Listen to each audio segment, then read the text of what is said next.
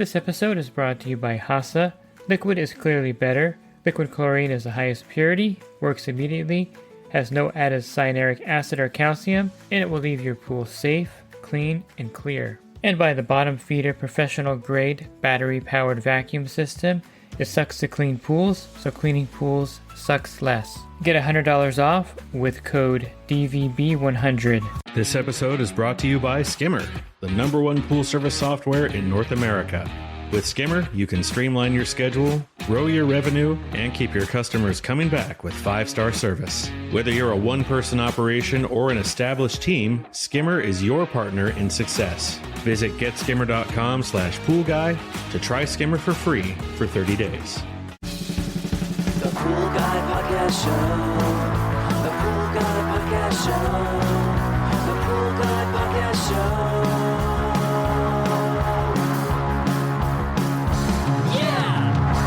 Hi, welcome to the Pool Guy Podcast Show.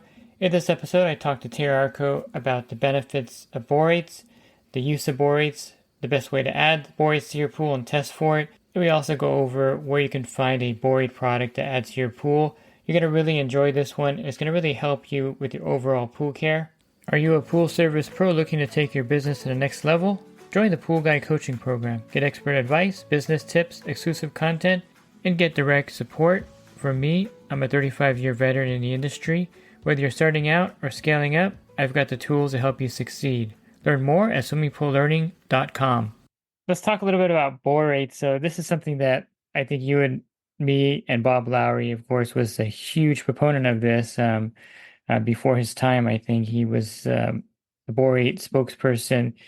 This is a something you can add to the pool. It's amazing how many people aren't familiar with it still in the industry and as homeowners out there. And there's some confusion about the product as well, because if you buy it in bulk, you're going to have like this dead roach with a little circle through it. You know, you're going to have a skull and crossbones on it. So there's some misconceptions, of course, as well. So let's talk a little bit about borates, and what's your take on borates and using borates in a pool? And the reason this came up with me as well is, again, just thinking about that it's summer. We're getting into summer. And summer brings a whole, maybe it's, if you've been in the industry for a while there, it's a familiar set of challenges. You know, we know what's going to happen every summer. And then anyone that's newer might not completely know everything, but there are definite challenges once we step into summer. And so I started thinking about what those challenges are and the things that we deal with. And then I was thinking about borates, and I was thinking about, borates address all those challenges. But just first to sort of start off with what you were saying about the getting it in bulk and the cockroach with the circle with it is, borate is used for a lot of things. And if anybody doesn't understand or know the origin or source of borates, I mean, borates are basically, they come from, the nutrient or the element is boron. And boron combines with things in the earth. It forms an inorganic salt, and that inorganic salt is borate. It's been around since the 1800s.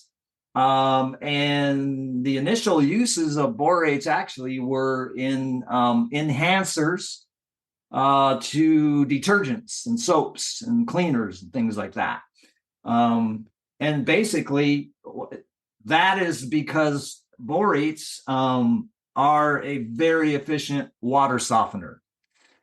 They soften water, and anytime you soften water, that means that detergents, soaps, chemicals, anything is going to work better in softer water than in hard water. Because if you have real hard water and you have minerals and like calcium, those things are going to interfere with the ability of that to work. But borates, they're used in a lot of things. They come from food sources. They're in dietary supplements. They are pesticides, as you pointed out. But borates are a non-toxic pesticide because they are not harmful to humans, at least not unless you were to take a ton of it in.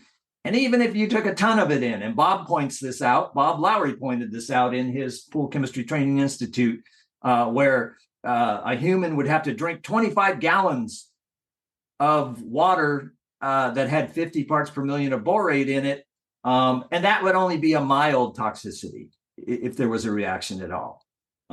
It would be very, very hard for somebody to get extremely ill or die from too much borate. So it's a very safe product. So I'll start by saying that. Now, the benefits of it and why, yes, I feel like it's a great product. And so thinking about summer, first of all, what's probably one of the biggest challenges initially that we're going to face in the summer is the fact that it's getting hotter, as you said. Phoenix, and I just had some communication with a guy in Phoenix, Arizona, and this is what he's telling me, 115 degrees there right now. One of the things he was pointing out is that it seems like he's getting more scale formation around the water edge of his pool and so forth. So that's one summer challenge right there. The fact that water's getting warmer. If you have any amount of calcium in your pool, when water warms up, calcium will go from being soluble, especially if the water's been cooler, let's say in the 60s, low 70s, and then it starts warming up to the mid 80s. And then, God forbid, gets to the 90s, like a bathtub or something. But as that process takes place, calcium goes from being soluble to being insoluble. So you are going, especially if you're in areas like Arizona, where you have high source calcium anyway, that calcium is going to precipitate out as scale. Challenge. That's a summer challenge. Borates. Borates are going to address that challenge because, as I pointed out, borates are a water softener. And borate will bind to calcium as a sequestering agent. And it will soften calcium. It will reduce the scale that you will get from water heating up. So that's the number one thing. Then let's go on to as the water heats up. And this is one point that the person from Arizona I was talking to was saying, because the water's getting warmer, his customers in Arizona, they have what are called aerators. I guess they're like fountains. But basically what they do is the fountains or aerators, they run those at night to cool the water down. Well, we all know what happens when you aerate water. Mm-hmm. Right, David? Right. What's that going to do? pH skyrockets. pH goes up. And not only that, that's another thing. Just from water warming up and as water gets warmer, the pH wants to go up anyway. pH will increase in warm water. And if people are aerating that water, pH is going to go up. And so borates are a buffer to the pH. And what do they buffer the pH against? They buffer it from going up. So they slow down the rise of pH. And so again, another summer challenge, water's warming up. People are using the pools more. So even bodies getting in the water and splashing. What if the soccer team comes over and jumps in the pool and they're all splashing and playing Marco Polo and everything? That's, that's calling turbulence. That's aeration. And that's going to cause the pH to go up. So having borates in those pools can help to slow that process down and save you on acid. Okay. What else happens when the water heats up? Chlorine gets used up. Yeah. Yeah. And when chlorine gets used up, what happens, David? Algae. Yes, sir. Algae. All right. So again, that's why I love borates. First of all, borates are a natural algae preventer. They don't kill algae, but they do prevent it in the first place. And so they basically stifle the ability of algae to the cells to mutate and then multiply. And so if you can stop that process, then that's a good thing. And that gets me to my next thing.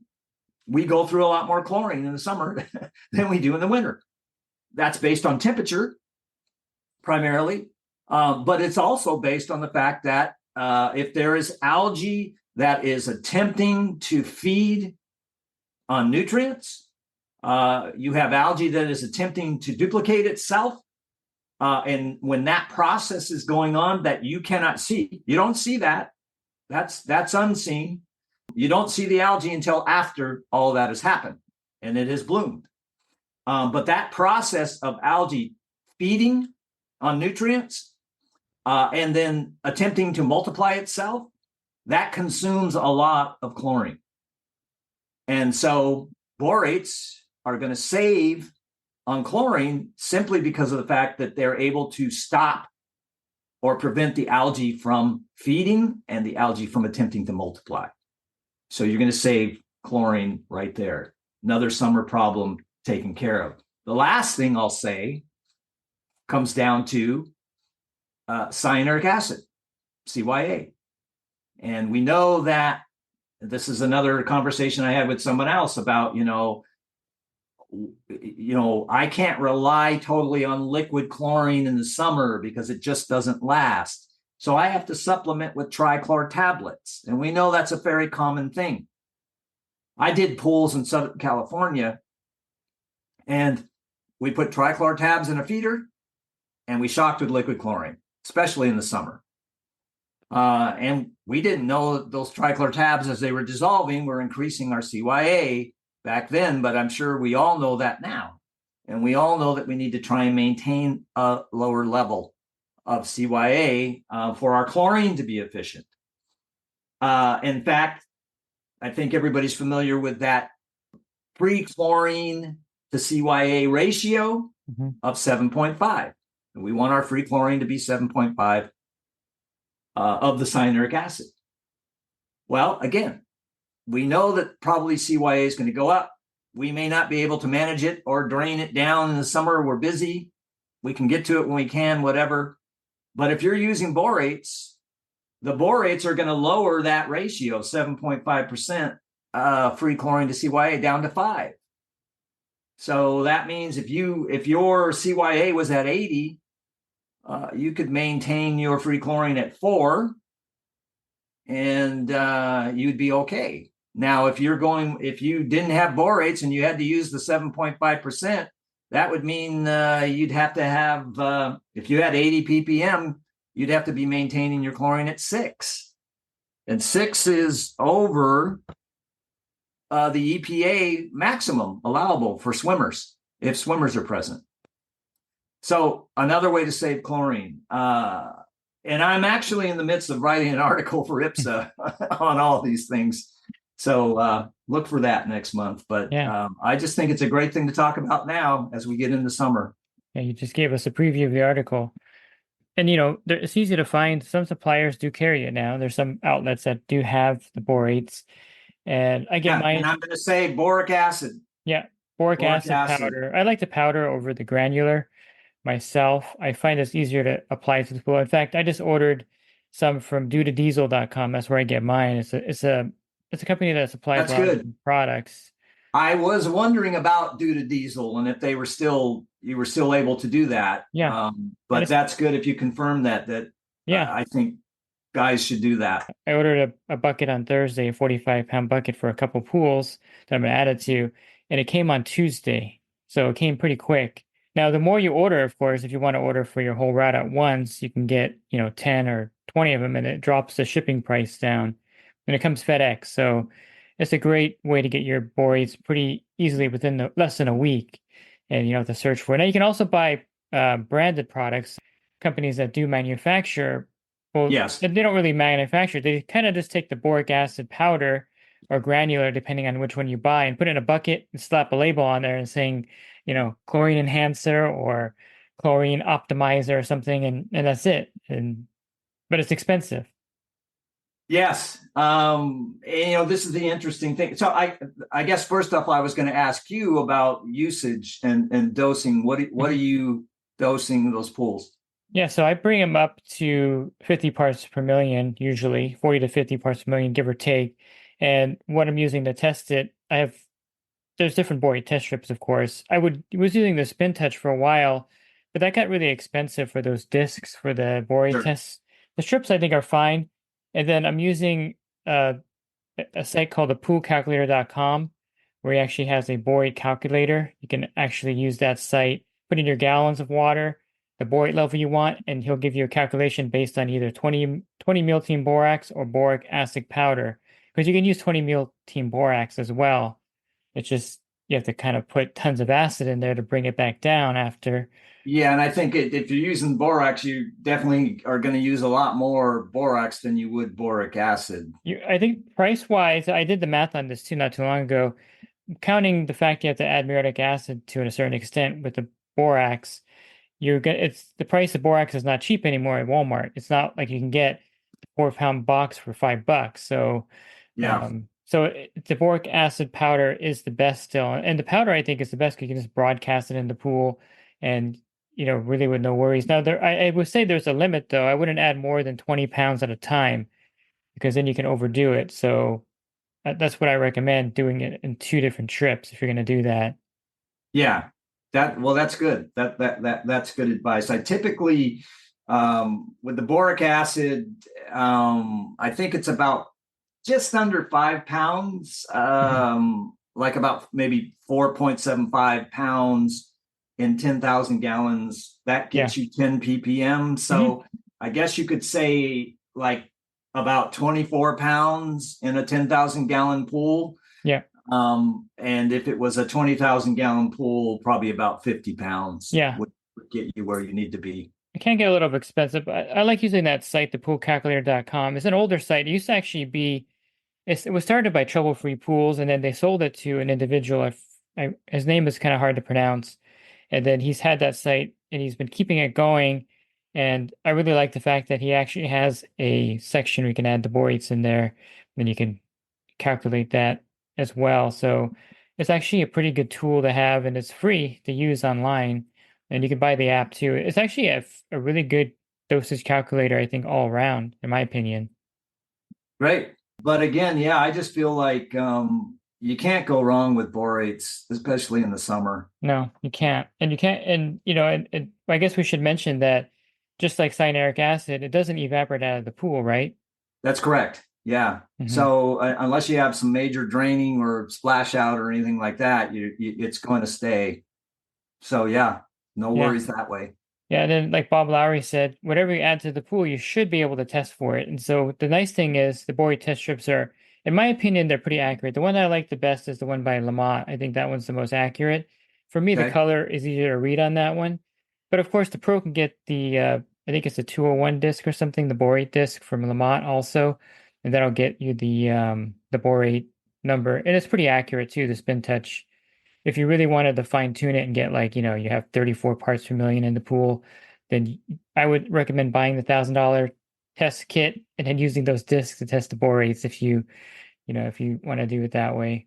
But it's one of those things where if you're just a casual pool pro and you want to put it in 10 pools, I don't think you want to buy the spin touch for that.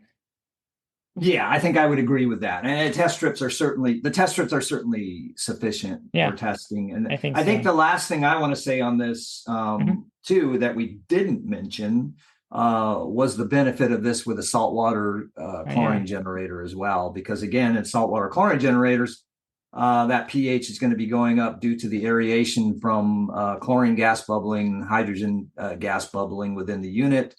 Warmer water within the unit. I don't know if you realize that the water in a chlorine generator is pretty hot because there's a lot of energy going through that little unit. And that causes pH to go up as well. And so borates and I did get a question, someone asked me like, should I raise my borate level up higher? Because they had heard somebody said that they should run it to 70. And I don't know that that's going to be that much more beneficial than 50. I suppose if you want to use more, you could. There's not any harm in it necessarily. But I think 50 ppm would be sufficient even in a saltwater generator. I agree with you. And I think some of the manufactured products, they have their calculations to 30 parts per million. So I think it's 1 pound per 1,500 gallons of water, which would get you to 30 parts per million. So that's kind of what they set their level at for their product. But Bob Lowry said, I'm going off of Bob Lowry's 50 parts per million. I think it is more effective at that. I have tested it at lower levels as well. And I think the sweet spot is 40 to 50 parts per million, in my opinion, in a Yeah. pool. 30 parts per million is good. It gets some effect, but I really think the 40 and 50 parts per million is the ideal range. Yeah, and of course, in Pool Chemistry Training Institute, we have a target, and we say the target is 50 ppm. I guess I keep saying one last thing, but I don't know if anyone's thought much about the use of borates for hot tubs. But again, there's another problem. Yeah. Hot tubs are notorious for high pH because you got high aeration in those as well. And, I was thinking about, there was a time a long time ago, a company, I think it was Pro Team, was the one name. And they actually were making borate products. They didn't call them borate products, though. No. Called them enhancers. And it was a magic formula.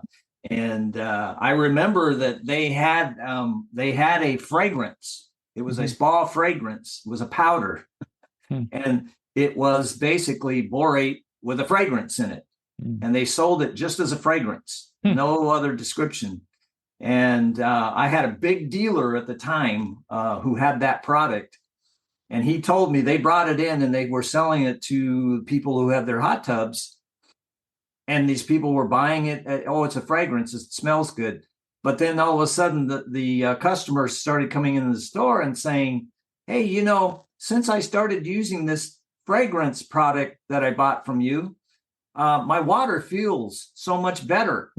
It feels so soft and good. And, I've also noticed that I haven't had to use as much pH down product as I was using before.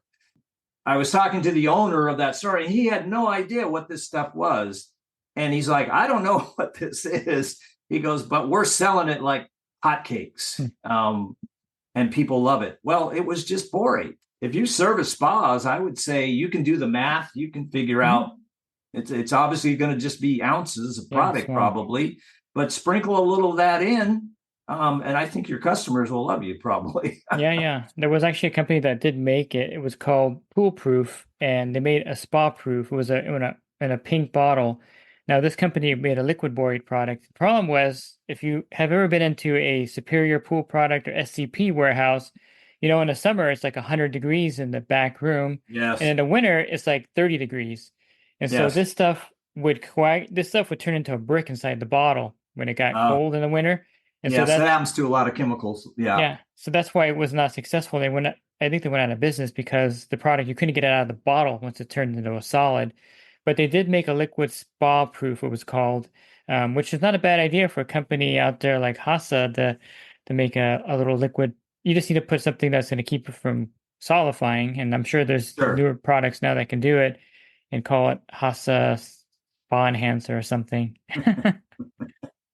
Well, that might be something to look into. But borates in a hot tub are a good plan. Yeah, I think so. I think that's great. It's one area that's overlooked. So, but I thank you for your time with these podcasts, and it's always good to catch up every month and to get these out there for the listeners. They're the ones that are listened to the most, I think, because the information that you provide is essential to the Pool Pro. And we all know now that you don't use Chat GTP to answer these questions. Yes, I bet everything that comes from Chat GPT with my own human brain. There you go. Hey, thanks, David. Yeah, I love thanks, doing Terry. this. And we'll see you next time. Okay, thank you. And if you're looking for the other parts of the series, you can find them easily by subscribing to my YouTube channel every Monday through Friday. I put a new podcast episode up. And if you go to my website, swimmingpoollearning.com, on the banner, there's a podcast icon, and you can click on that for other podcasts. And if you're interested in the coaching program that I offer, you can learn more at poolguidecoaching.com. Thanks for listening to this podcast. Have a great rest of your week, and God bless. This episode is brought to you by HASA, providing products that deliver clean, healthy water for every aspect of everyday life. The bottom feeder battery-powered vacuum system, portable, powerful, and only weighs 12 pounds. And Skimmer. Get Skimmer, America's #1 pool service software. Podcast listeners can try Skimmer for free at getskimmer.com. /pool guy.